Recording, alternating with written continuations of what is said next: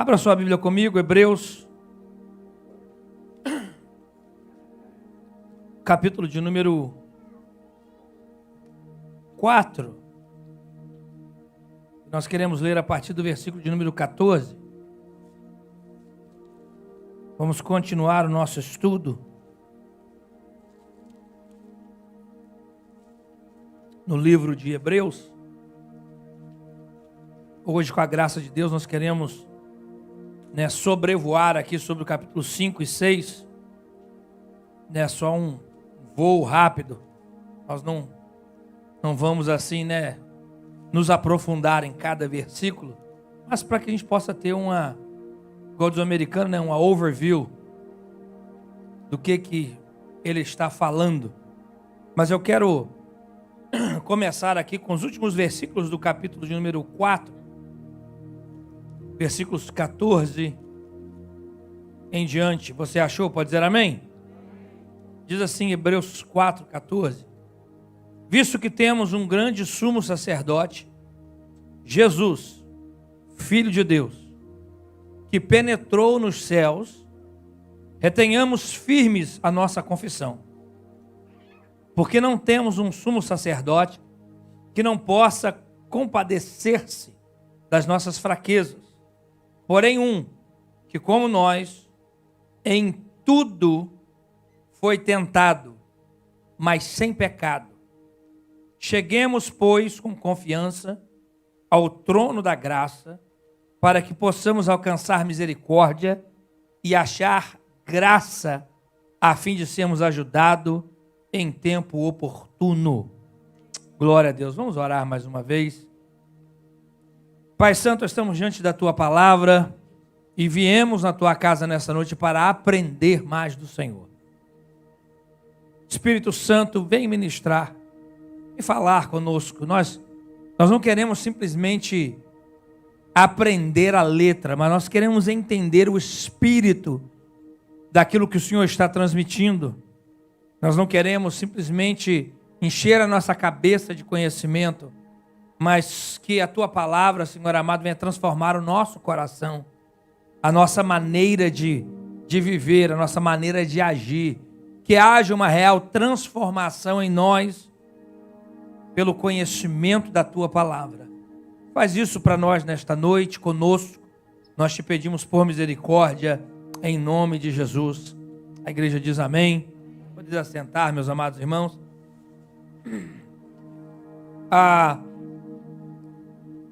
Como nós já começamos a observar, só para a gente lembrar aqui, colocar em contexto, Deus toma o escritor, e ninguém sabe ao certo quem foi, para escrever aos cristãos que viviam ali em Roma, mas que eram judeus, cerca mais ou menos de 70 anos depois da morte de Jesus. Então eram, na grande maioria, cristãos, mas eram judeus, certo? Vivendo numa sociedade pagã. Então era um bombardeio, certo? Primeiro porque muitos judeus achavam que o cristianismo era simplesmente mais uma ramificação do judaísmo. E, na realidade, o cristianismo não é uma ramificação do judaísmo.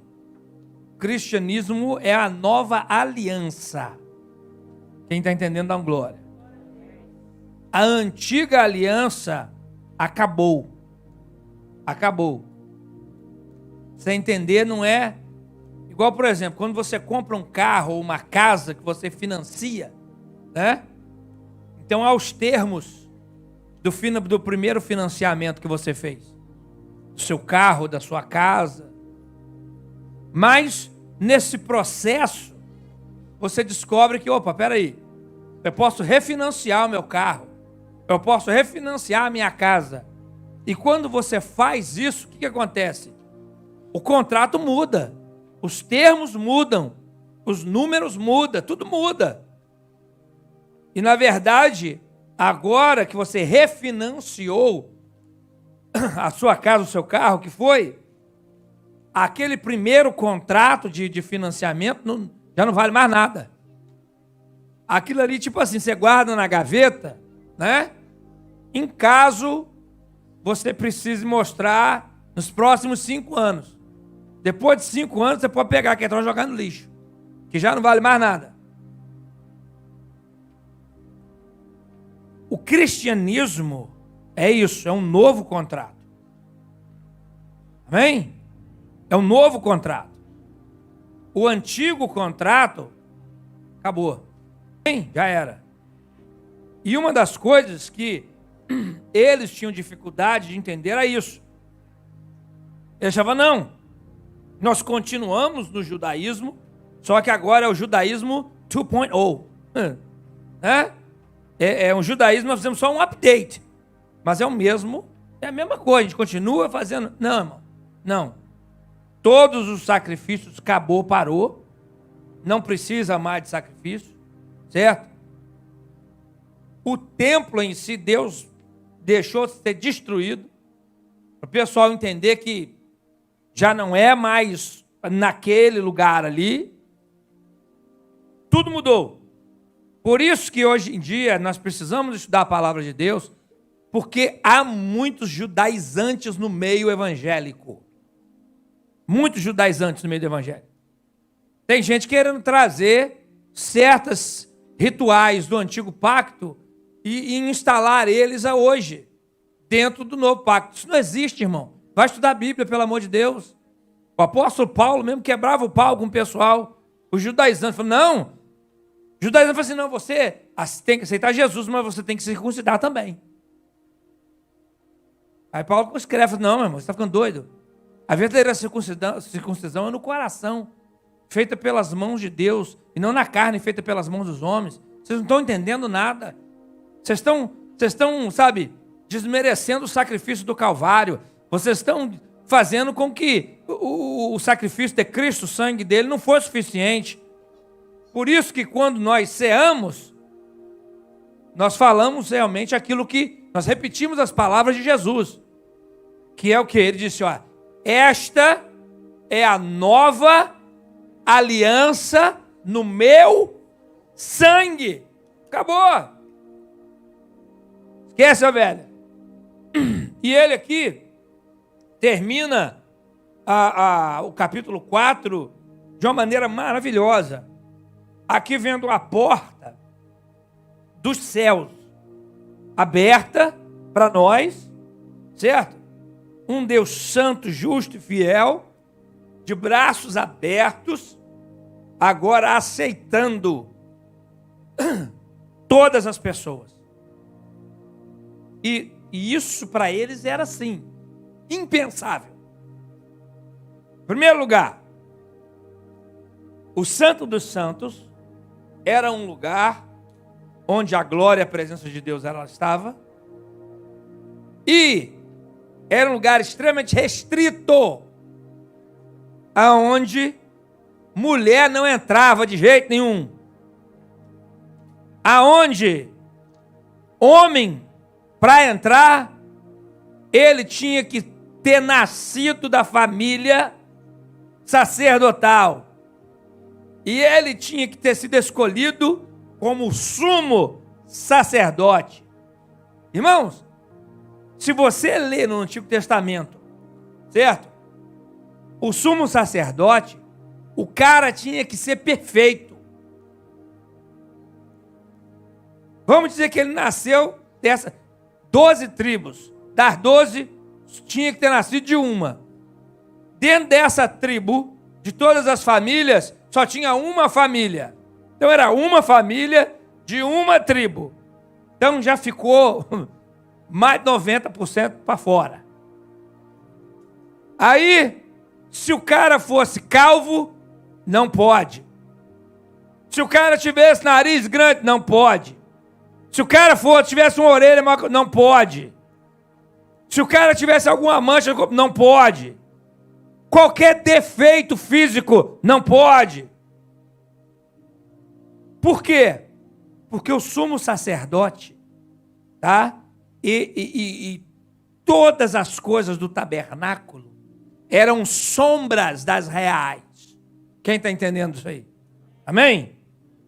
Tudo estava apontando para algo real. Por isso que quando Deus chama Moisés, diz para ele, ó, constrói o tabernáculo, mas olha, faz de acordo com aquilo que eu te mostrei.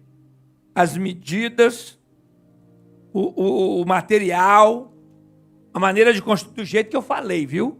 Por quê? Porque é sombra do real. Então, na realidade, o Santo dos Santos era a sombra deste lugar maravilhoso na glória, aonde Deus está assentado. Então tinha que ser um lugar muito especial. E o sumo sacerdote? Por que ele tinha que ser tão perfeito desse jeito? Porque ele era a sombra de Cristo. Ele estava apontando para Jesus. O tabernáculo é algo tão maravilhoso porque ele em si todo aponta para Cristo e o seu sacrifício na cruz do Calvário. Os sacrifícios que eram feitos apontavam para Cristo.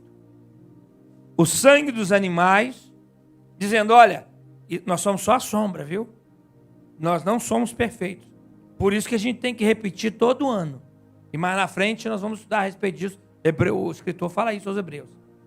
Mas a hora que veio o verdadeiro, o real, o perfeito, o que aconteceu? Cessou os sacrifícios. Porque os outros, eles cobriam o pecado, não perdoavam o pecado. O de Cristo não cobre o pecado, ele perdoa o pecado. Dá uma glória a Deus. Então ele termina aqui com a porta dos céus aberta. E apontando para o Santo dos Santos, agora aberto. Aberto para quem? Para todos os homens. Dá glória a Deus. Só os homens? Não. Para todas as mulheres também. Dá glória a Deus, meu irmão. Porque em Cristo não há judeu, não há grego, não há gentio, não há homem, não há mulher. Não, somos todos um debaixo do sangue de Jesus Cristo. Ninguém é melhor do que ninguém, ninguém é maior do que ninguém. É Cristo que é sobre todos. E nele é que nós somos abençoados. Amém? Então, aí ele entra no capítulo 5. Né, continuando falando dessa questão que ele começou, que ele terminou aqui o capítulo 4 falando. Dizendo aqui, ó, capítulo 5, a partir do primeiro versículo. Porque todo sumo sacerdote, tomado dentre os homens, é constituído a favor dos homens nas coisas concernentes a Deus, para que ofereça dons e sacrifícios pelos pecados e possa compadecer-se totalmente dos ignorantes e errados, pois também ele mesmo está rodeado de fraqueza. E por esta causa deve ele, tanto pelo povo como também por si mesmo, fazer ofertas pelos pecados. E ninguém toma para si esta honra, senão o que é chamado por Deus, como Arão. Assim também Cristo não se glorificou a si mesmo para se fazer sumo sacerdote, mas glorificou aquele que lhe disse, tu és meu filho, hoje te gerei. Como também diz em outro lugar, tu és sacerdote eternamente, segundo a ordem de Melquisedeque, o qual nos dias da sua carne, oferecendo com grande clamor e lágrimas, orações e súplicas, ao que o podia livrar da morte, foi ouvido quando, ao que temia, ainda era filho, aprendeu obediência por aquilo que padeceu, e sendo ele consumado, veio a ser a causa da eterna salvação para todos os que lhe obedecem. Quando começamos a falar de Jesus, é muito complexo, porque Jesus, ele teve muitos ofícios. Jesus, ele foi um profeta. 100% profeta. Tudo que ele profetizou, ou aconteceu, ou ainda está para acontecer. Além de profeta, ele foi sumo sacerdote, e é ainda sumo sacerdote. Certo? Ele também é Salvador. Ele também é Senhor. Ele também é Rei. Então, Cristo, ele é a imagem perfeita de Deus, que se tornou homem para nos redimir. Então, quando ele começa a falar do melhor e maior sumo sacerdote que já existiu, ele está apontando para a nova aliança, e ele está apontando para a questão que nós temos o melhor pacto, e nós temos o melhor sumo sacerdote. Por quê? Porque o sumo sacerdote, ele era escolhido por Deus, não era mérito de homens. Não é o camarada que virou assim: olha, quando eu crescer eu vou ser sumo sacerdote. Vou para escola, vou estudar, vou pegar meus diplomas e vou começar a trabalhar e vou me formar sumo sacerdote e vou trabalhar bastante para me chegar a ser sumo sacerdote. Não. Não era algo que um homem escolhia e queria fazer. Foi algo que Deus escolheu. Deus escolheu Arão e falou: agora sua descendência e seus filhos. A questão da chamada, irmão, é tão interessante, porque às vezes as pessoas que não têm a chamada ficam desejando fazer aquilo que os chamados estão fazendo. E a maioria dos chamados queriam poder fazer outra coisa sem ser aquilo que eles foram chamados para fazer. É complexo, porque o chamado, ele não tem escolha. Deus chamou, nomeou, capacitou e falou: você vai fazer isso aqui, ó. E o cara fala assim: poxa, Senhor, por que eu não posso ser igual a todo mundo? Por que eu não posso fazer aquilo? Por que eu não posso fazer aquele outro? Se você não pode, porque eu te chamei para fazer isso. Você nasceu da família, você vai ser sacerdote. Eu não quero ser sacerdote, mas você vai ser. Escolhi você para isso. Você está na família, você não tem escolha. E quando chegava a hora do sumo sacerdote, cara, irmãos, deixa eu falar uma coisa para você. Eu acho que era a coisa mais como é que se diz? Quer falar de medo, né? Dá medo, que amedronta. Mas amedrontou, não consigo falar mal português, Jesus. Né? E deixa com medo. Era ser sumo sacerdote. Eu fico imaginando quando chegava no dia do atonement, né? Rapaz, o caba, eu vou te falar uma coisa, ele devia tremer na base. Por quê? Primeiro, é o que ele diz aqui, ó. Era um homem, como qualquer outro homem, cercado de fraquezas e debilidades, como qualquer outro homem, certo? Por isso, ele primeiro tinha que oferecer sacrifício por ele. Meu irmão. Primeiro ele tinha que pegar um animalzinho lá, botar a mão na cabeça do bicho, certo? Como que diz? Transferindo para o bicho todo o seu pecado, todo o seu erro. Pegava a knife, passava no pescocinho do bicho, degolava, pegava o sangue, preparava o animal, né? Ia para o altar, colocava do jeito que tinha que ser, espargia o sangue do jeito que tinha que ser, metia fogo naquele negócio, e o tempo inteiro ele assim, né? Senhor, que o Senhor possa aceitar meu sacrifício, que o Senhor possa aceitar meu sacrifício, que o Senhor possa aceitar meu sacrifício. Sabe por quê? Porque depois disso, ele oferecia sacrifício pelo povo. E aí ele pegava o sangue, e aí ele entrava no Santo dos Santos, uma vez por ano, para espargir aquele sangue nos 4 cantos do altar, para Deus perdoar o pecado do povo. Mas a maior preocupação dele Não era de Deus perdoar o pecado do povo. A maior preocupação dele era se Deus já tinha perdoado os pecados dele. Porque se Deus não aceitou o sacrifício dele, quando ele adentrava no Santo dos Santos, meu amado, sabe o que acontecia? Caía duro, morto, na hora. Na hora. Tanto é que a roupa do sacerdote tinha o vestido comprido e nas beiradas, certo?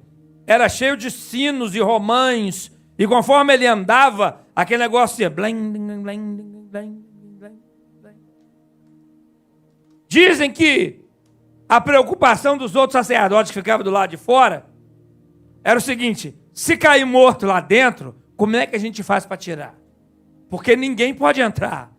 E quem entrar para tirar, morre também. Aí o que eles faziam? Eles amarravam, diz os estudiosos, que eles amarravam uma corda na perna do sumo sacerdote. E eles ficavam no Santo do Santo lá. Tem misericórdia, tem misericórdia, tem misericórdia. E escutando. Se parou o meu amigo, escutou. Pode puxar a corda. Já era. Certo? Então, era um enorme privilégio de ser chamado, um enorme privilégio de poder entrar no Santo dos Santos uma vez por ano, um enorme privilégio de servir a Deus nessa capacidade, mas, como todo grande privilégio, vem também uma grande responsabilidade. E ele, irmão, tinha que andar pianinho. E o sacrifício dele, você acha que ele servia, que ele oferecia qualquer sacrifício? O nosso problema é que a gente tem pouco entendimento da Bíblia. E a gente oferece a Deus qualquer sacrifício, porque a gente não tem ideia do que nós estamos fazendo. Se a gente tivesse ideia, o nosso sacrifício ia ser melhor. A gente ia oferecer melhor para Deus. Se a nossa vida tivesse em risco, dentro do sacrifício que nós estamos oferecendo para Deus, eu tenho certeza que a gente ia oferecer melhor do que nós estamos fazendo. O sacerdote oferecia o melhor do melhor, porque ele sabia que a vida dele estava em risco. Porque ele sabia que ele era pecador, cheio de fraqueza. E ele dependia de um sacrifício do jeito que Deus falou, para que fosse aceito por Deus, para que ele fosse perdoado por Deus, para que ele pudesse entrar na presença de Deus e sair abençoado e não morto. Esse era o entendimento do povo do Antigo Testamento. E infelizmente, o Novo Testamento vulgarizou o negócio demais. Só que tem uma coisa: Ananias e Safira foram brincar com o Espírito Santo e morreram dentro da igreja. Isso é Novo Testamento, viu, irmão? Eu oro a Deus que Deus traga esse tempo de glória de volta. Irmão, ia ser uma maravilha. Sabe por quê? A gente não ia precisar de muita gente morrer, não. Eu tenho certeza que se capotasse uns 2 ou 3, o resto todinho ia tomar vergonha na cara. Tá entendendo? Que o pessoal ia descobrir que o negócio é sério. Mas hoje nós vivemos em um momento em que as pessoas... Oh, meu Deus do céu. É que meu tempo não dá, rapaz. Tem mais para frente aqui para falar. As pessoas perderam o discernimento. Vivem no erro como se não tivesse nada demais. E não entendem que estão brincando com Deus. Estão só amontoando mais juízo para si mesmo. E um dia Deus vai acertar as contas. Aquilo na igreja primitiva era necessário, porque a igreja precisava crescer, expandir e alcançar o mundo inteiro. Mas, infelizmente, hoje, as pessoas estão vivendo no relaxo. Nós temos um sumo sacerdote, diga amém. Melhor do que qualquer outro sumo sacerdote, porque o nosso sumo sacerdote, 100% homem, que foi tentado em todas as áreas. Nós falamos isso aqui semana passada, irmãos. Nós não temos como entender o nível de tentação que Jesus sofreu na carne. Ele, como ser humano, igual nós. Só que o que acontece? Por ele não pecar, não errar, o nível do aperto, da tentação foi muito maior. Diz um comentarista com muita razão, ele diz assim, olha, nós caímos antes do nível de tentação ser muito maior. A gente não aguenta. A gente acaba cedendo, acaba caindo. É igual dor. O corpo do ser humano, certo? A gente consegue até um nível de dor. Quando chega um certo nível de dor, o que acontece? O nosso cérebro desliga. Você desmaia. Agora, você já imaginou se isso não acontecesse? O nível de dor seria muito maior. Imagina a pessoa cortar o seu braço fora e você não desmaiar de choque, de dor. Você continuar acordado vendo aquilo tudo acontecer e sentindo a dor e os seus nervos, tudo. O nível de tentação, de dor, de sofrimento de Jesus foi muito maior que a gente possa imaginar. A Bíblia diz que ele, chorou amargamente. E o escritor, a palavra que ele usa quando diz que Jesus chorou, é um choro muito mais profundo que a gente imagina.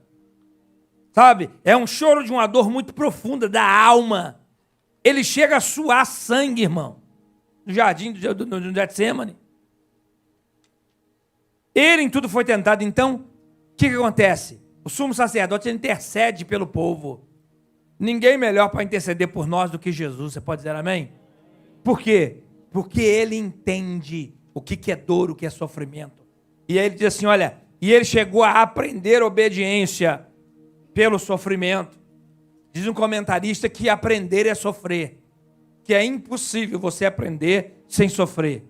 Eu comecei a analisar isso e vi que é verdade, certo? Todo aprendizado é um sofrimento, irmão. É ou não é? Qualquer aprendizado, qualquer coisa. Você sofre, você, em algum nível, é uma agonia, porque você vai aprender um negócio que você não sabe, e você às vezes precisa, e é aquele negócio, e as primeiras vezes que você vai fazer, você vai errar. Diga amém. Ué. Quem é que a primeira vez que faz alguma coisa que nunca fez, vai dar tudo certo, 100% igual profissional? Eu sei que a gente pensa isso às vezes, né? Às vezes a gente tem essa, né? Para que nada, você fala, deixa eu fazer esse negócio. Como é que é mesmo? Eu arrebento. Aí vai lá e arrebenta mesmo. Arrebenta é a cara, né? Deixa comigo. Irmão, você nunca fez, como é que você vai dar? Não, você vai quebrar a cara. Você vai sofrer, você vai aprender. E aí, até você chegar lá, Jesus sofreu mais do que qualquer um outro. Por isso, ele é perfeito sumo sacerdote, está sentado à destra de Deus, intercede por nós, diga amém. Aí, do versículo 11 ao 14 do capítulo 5, nós não vamos ler, porque o nosso tempo não dá, em casa você lê, ele começa a falar, ele começa a apontar para a complexidade da vida cristã e a necessidade de termos desejo de crescer e desenvolver, diga amém. Mas ele aponta que, infelizmente, lá para eles, como também é nos dias de hoje, muitos se tornaram negligentes e viviam por anos sem ter nenhuma melhora, crescimento espiritual em suas vidas, sem discernimento espiritual, fazendo mal como se fosse o bem. Olha aqui, só para a gente... Olha o versículo 11, ele diz assim, olha, do qual muito temos que dizer, de difícil interpretação, porquanto vos fizestes negligentes para ouvir. Ou seja, o que ele tinha para falar, na verdade, não era difícil de entender, mas se tornou difícil de interpretar porque eles se fizeram negligentes para ouvir. Sabe esse povo que só quer ouvir o que eles querem ouvir? Não quer ouvir outra coisa? não quer ouvir verdade, não quer aprender para desenvolver, para crescer, para se expandir. E aí quando começa a ouvir alguma coisa que não gosta, ele automaticamente já faz igual criança, né? Já viu criança quando não quer ouvir?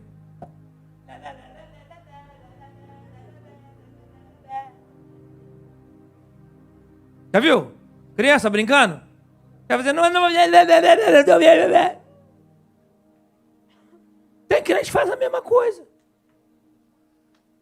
Não tampa os ouvidos com o dedo e não fica alto. Mas lá dentro da cabeça, certo? Tudo que ele vai ouvindo, ele vai desfazendo e desmentindo, repreendendo e não vai aceitando. Você sabe que eu estou falando a verdade? Jesus vai cobrar e você... Não, Jesus não vai cobrar nada. Não vai não. Isso não vai não. Deus vai pesar a mão. Não vai pesar a mão nada. Esse cara está falando... Não, vai não. Deus vai abençoar. Isso é negligente para ouvir. Por quê? Porque não está ouvindo com atenção para aprender, para desenvolver. E por causa disso, o que acontece? Não tem os seus sentidos exercitados para discernir tanto bem como o mal. Versículo 14 ele diz isso. Então, o que acontece? Né? Outros versículos está dizendo assim, olha, porque ele queria falar para eles, mas eles eram meninos ainda. E assim, ó, e pelo tempo, eles já deveriam ser mestres. Ou seja, meu irmão, você já tem 250 anos de crente, meu irmão. Está entendendo? E não há nenhum crescimento espiritual na sua vida, pelo amor de Deus. Houve aquela mudança quando você aceitou a Cristo? O primeiro ano de crente? E depois você estagnou naquele trem, cara. E com 250 anos de crente, não teve mais nenhuma outra mudança. Você não cresceu em área nenhuma, você não aprendeu mais nada. Você continua na mesma. Já era para você, com o tempo que você tem de crente, certo? Tanto que você já escutou, que você já aprendeu, que você já experimentou, era para você estar ensinando os outros. Os que estão chegando agora. Era para você estar discipulando, ajudando. Mas não. Você continua. A pessoa que está chegando agora, você está brigando junto. Não, esse leitinho é meu. Tira a mão. Esse leitinho é meu. Sai pra lá. Não, essa mamadeira é minha, sai. E era para você estar dando mamadeira para o pessoal que está chegando. E você está brigando com eles, querendo a mamadeira deles. Que conversa é essa? Literalmente é isso que ele está falando. E o perigo disso está aqui, ó. Certo? A falta de maturidade faz com que não haja discernimento do bem e do mal.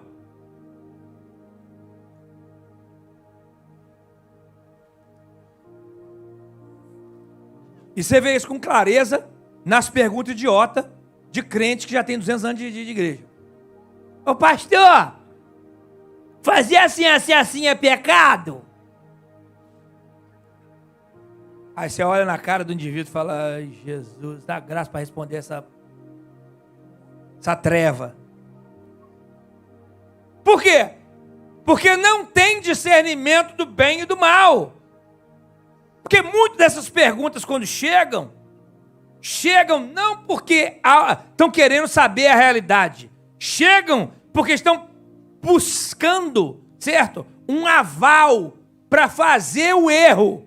Que lá no fundo sabe que é errado, mas está querendo que alguém dê uma selada para poder fazer o erro como que se fosse certo. O pastor fulano de tal falou que não é pecado. Então vá para o inferno junto com o pastor fulano de tal, meu irmão. Entendeu? Para que vai perturbar, encher a paciência, ficar perturbando? Não, Então vai lá, junta com o pastor fulano de tal, entendeu? Fica lá bacaninho, num lugar bem quentinho lá no inferno, junto com ele. Ou então, sabe, começa a ouvir com atenção a palavra, se enche do Espírito Santo, exercita os seus sentidos espirituais e começa a discernir o que é certo, o que é errado, o bem e o mal. E a questão de discernir não é só saber, mas é fazer. Porque quem tem discernimento entende e pratica. Diga amém.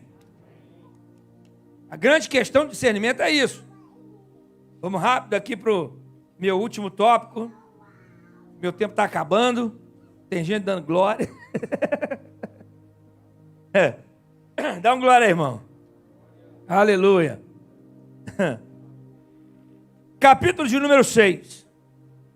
Ele termina o 5,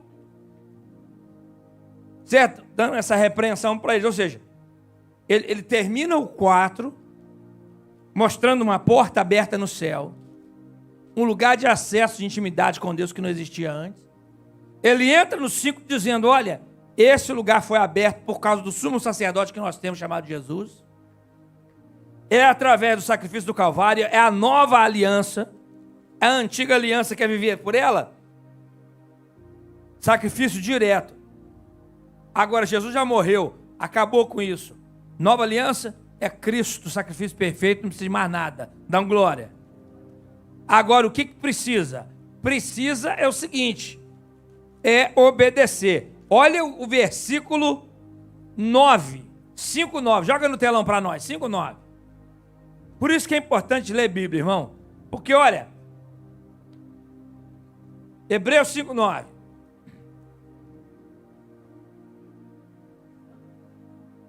Come on, Jonathan. There you go.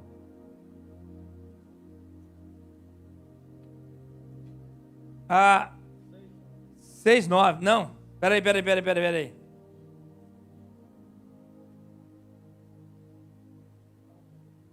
É 5:9. Hebreus 5:9. É isso aqui, Hebreus 5:9? Não. Mas de voz da manhã, esse aqui é 4:9. Esse é 4:9. É 5:9. There you go. E sendo ele consumado, falando de Jesus, certo? O que ele consumou? A nova aliança, o sacrifício no Calvário, veio a ser a causa da eterna salvação. Para quem? Para todos os que... Aí é aqui que mora o perigo, irmão. É aqui que mora o perigo. Porque a salvação é de graça para todos os que obedecem. Se não obedece, não recebe a benção. Não vem achando que pode viver de qualquer maneira, fazer o que quiser, que sabe, Deus é amor, Deus, essa conversa, esse evangelho aguado que os pessoal pregam por aí, não vai nessa não, meu irmão. Ele está escrevendo para a igreja, dizendo para eles, olha, ele é o autor da eterna salvação. Para todo mundo, não tem exceção de ninguém, mas para todos os que obedecem, judeu, grego, gentio, mulher, homem, casado, solteiro, viúva, rico, pobre, intelectual, ignorante, não interessa. Se aceitou e está obedecendo, a salvação é sua também. Dá uma glória. Ele entra no capítulo 6, explicando um pouco mais dessa questão, que ele terminou 5 falando dele, que é o perigo de vivermos como meninos espirituais por toda uma vida. Ele aponta essa gravidade, certo? É grave. Nós não podemos viver como meninos espirituais a vida inteira, se você entendendo, dá uma glória. A gente não pode viver a vida inteira sem ter discernimento. Por quê? Porque se a gente não tiver discernimento, a gente acaba se desviando da verdade. E se a gente se desviar da verdade, há um nível que não há perdão. Capítulo 6 a gente não tem tempo de ler, lê em casa. Se tiver perguntas, fale comigo, depois a gente conversa. Ele explica, certo? Que há um nível de conhecimento de Deus, de intimidade com Deus, certo? De caminhada com Deus, que depois que você chegou nela, tá? Se você virar as costas para Deus e desviar, não tem arrependimento mais, não tem perdão mais, já era, acabou, certo? Ô pastor, mas o único pecado que não tem perdão é a blasfêmia contra o Espírito Santo. Tem certeza que é só esse? Porque ele está dizendo aqui que não é só esse não. E quando você olha na Bíblia, você vê que teve situações em que Deus virou as costas. Viu Saul? Deus virou as costas para ele, meu irmão, por causa da desobediência dele. Ele desobedeceu, endureceu o coração. Aí o que aconteceu? Samuel começou a orar por ele, Deus falou assim, para, não ora por ele mais, eu não quero ouvir mais falar disso. Você já imaginou você começar a interceder por alguém e o Espírito Santo mandar você parar de orar pela pessoa? Que isso, pastor? Ô, meu irmão, lê Bíblia, meu camarada, estuda a palavra. O nosso Deus é o mesmo ontem, hoje, eternamente. Não é um Deus de brincadeira, de palhaçada não, irmão. O negócio é sério, muito sério, muito sério. Não ora mais não, acabou. Por quê? Já decretei, acabou. Há coisas que a gente tem que tomar cuidado. Por exemplo, Moisés, certo? Ele errou. E por causa do erro dele, irmão, ele não entrou na terra prometida. E ele orou a Deus um monte de vezes. Deus falou assim, para de orar, chega. Já falei com você nesse assunto. Não tem conversa. Não. Por quê? Moisés já tinha chegado a um nível de intimidade com Deus, de experiência com Deus, de caminhada com Deus, certo? Que ele já não podia ter feito aquilo ali. Aí Deus dizendo, não, peraí, cara, depois de tudo isso, você... não. Então a consequência, certo? Há um nível da nossa vida que Deus faz vista grossa para muita coisa que a gente faz, irmão. Sério. Né? O tempo, Deus não leva em conta o tempo da ignorância. Deus olha assim e fala, nossa, fazer de conta que eu não vi. Só que a gente vai crescendo, a gente vai aprendendo, aí chega um momento, irmão, que o negócio é diferente.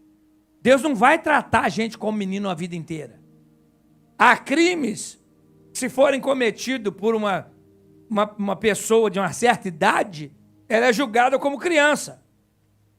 Enquanto adultos, se cometer o mesmo crime, a pena é outra. Só que, se nós não quisermos crescer e amadurecer, o problema é nosso. Porque chega um momento que Deus vai começar a cobrar de nós, como adultos, por mais que a gente ainda não virou adulto. Mas a culpa de não ter virado adulto somos nossa. Porque nós não quisemos virar adulto. Quem está entendendo, diga amém. E aí ele fala que essa questão, dizendo, gente, pelo amor de Deus, certo? Ele começa o capítulo 6 dizendo de 6 doutrinas básicas. E ele diz assim, irmãos, pelo amor de Deus, certo? A gente tem que ir para frente. Imagina só, irmãos, se eu fosse ensinar vocês a falar inglês, né? Aí você chega todo mundo aqui, olha, irmãos, a primeira aula hoje, amém? Vou ensinar vocês a falar o alfabeto em inglês, ensinar uma musiquinha. Vamos cantar. A, B, C, D, E, F, G, L, M, N, O, P. Certo? Aí, aprendeu, irmão? Maravilha. Agora eu vou ensinar as cores, tá bom? Red, blue, yellow, green, purple, black, beleza. Aprendeu? Beleza. Então, semana que vem, tá? Vou ensinar para vocês outras coisas, em cima do que vocês aprenderam hoje. Amém? Amém. Chega semana que vem. Aqui. Professor, vou voltar na sala, porque eu não aprendi direito aquele negócio de novo. Vamos na musiquinha de novo? Aí tá bom. Beleza. Tu já imaginou a gente ficar aqui 10 anos. Yellow, blue, black, green, A, B, C, D, E, F, G. 10 anos nisso. Sangue do Cordeiro, irmão. Ninguém aguenta. E é isso que ele está dizendo. Está falando, olha, não jogando fora os rudimentos de Cristo, certo? Dessas doutrinas básicas, mas vamos mais além, se Deus nos permitir. Deixa eu terminar aqui dizendo aqui uma questão da doutrina básica deles. Batismo é uma doutrina básica. Eu estou para dizer para você, se a gente sentar e começar a conversar com crentes que já estão na igreja há mais de 10 anos e pedir eles para explicar a questão do batismo, tem gente que não vai conseguir falar. Mas tem quantos anos de crente você tem? Tem 10 anos na igreja e você não consegue explicar a questão do batismo? O que é o batismo? O que simboliza o batismo? Por que você se batizou? Por que é importante batizar? Doutrina básica. Básica. Agora, olha só. A igreja primitiva, certo? Os estudiosos descobriram que eles fizeram uma apostila, igual nós fizemos aqui. E nessa apostila eles ensinavam os novos convertidos a respeito do que era o batismo, da importância do batismo e como deveria de ser o batismo. A igreja primitiva não batizava criança, porque eles entendiam que o negócio era tão sério que a pessoa precisava ter entendimento do que estava fazendo. Inclusive, olha que prática linda que eles tinham. A gente podia até trazer de volta para hoje, né? Eles obrigavam as pessoas que iam ser batizadas para jejuar pelo menos 3 dias direto antes do batismo. Ó, você vai batizar, certo? No sábado, tá? Então, ó, entra no jejum logo na quarta-feira. Entendeu? E vem batizar em jejum, em oração, que o negócio é sério.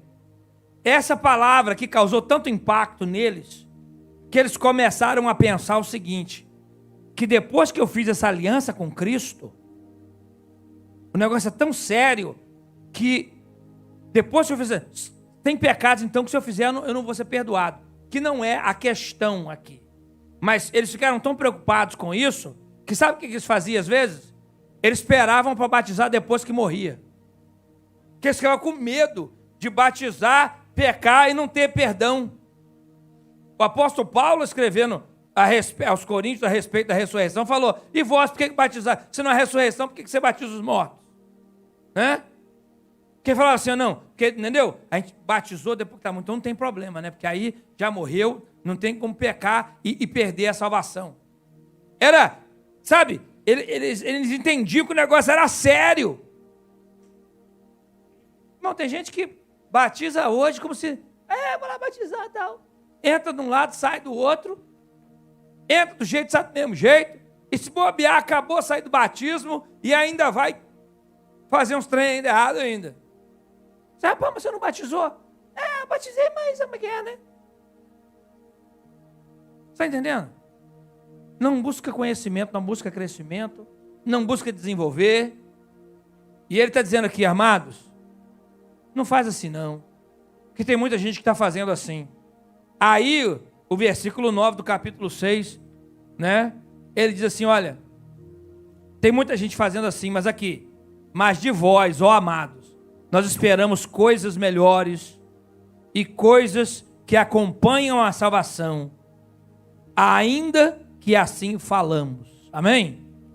Então ele está dizendo, olha, estou advertindo vocês, mas de vocês a gente espera coisa melhor. A gente espera que vocês vão crescer, que vocês vão desenvolver, que vocês vão buscar a mais de Deus, que vocês não vão ficar 200 anos na igreja, sabe, na mesmice, na mesma coisa, que vocês vão desenvolver, vocês vão buscar mais do Espírito Santo de Deus, vocês vão ter mais discernimento.